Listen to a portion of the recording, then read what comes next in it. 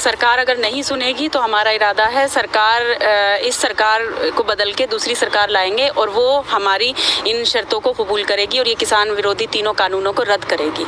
लेकिन जो किसान यहाँ पे आंदोलन करने आए थे शुरुआत में नवंबर के महीने में, तो वो कहते थे कि हम जो है इस किसान कानून है इनको खत्म करा कर जाएंगे, और आप कह रही हैं कि सरकार को हटा कर जाएंगे। क्योंकि हमने बहुत कोशिश कर ली, सरकार मानने वाली नहीं है, सरकार ढीठ है और सरकार सिर्फ अपना फायदा देखती है। अगर सरकार ये तीनों किसान विरोधी कानून वापस लेती है तो सरकार को कहीं ना कहीं दिख रहा है कि उन्हें झुकना पड़ रहा है, तो ये सरकार झुकना नहीं चाह रही है। तो इसलिए अब हमें लगता है इतना लंबा वक्त हो चुका है तो ये सरकार ऐसे सुनने वाली नहीं है, क्योंकि जनता ही सरकार को बनाती है और अब ये सरकार नहीं सुन रही है तो अब हम सरकार को ही बदलेंगे। मैम, आप ये कह रहे हैं कि सरकार को बदलेंगे, लेकिन ये जो मोदी सरकार है बहुत मजबूत, इनको बहुमत मिला हुआ है देश में।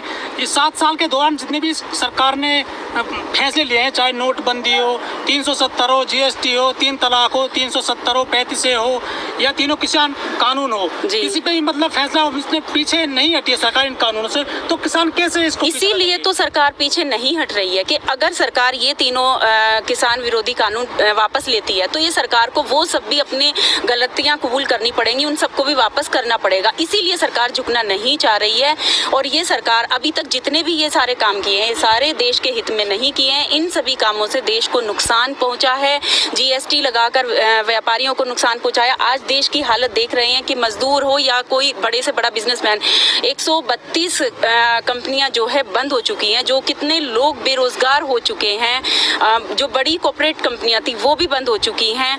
तो देश हमारा कहाँ आ गया और सरकार कोई भी काम जो करना चाहिए वो काम कर ही नहीं रही है।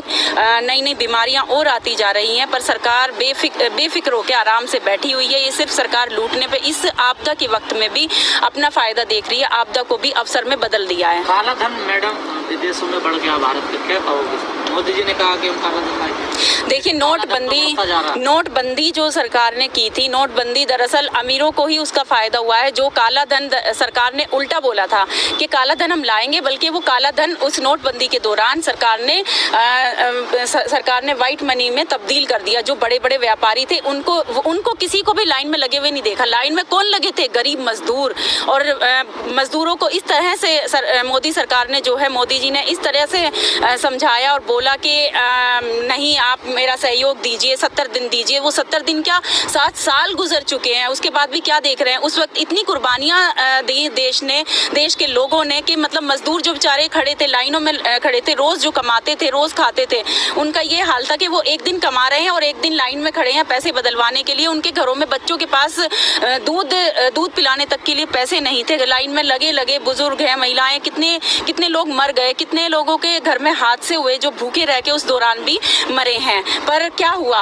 कुछ भी नहीं हुआ। वो सब उल्टा, बल्कि सरकार ने काला धन सफेद बिल्कुल भी नहीं उतरी है सरकार ने, बल्कि अपने नहीं सिर्फ चंद पूंजीपतियों को फायदा पहुंचाया है जो 1% है। पूरे देश को उन लोगों को बेच दिया है।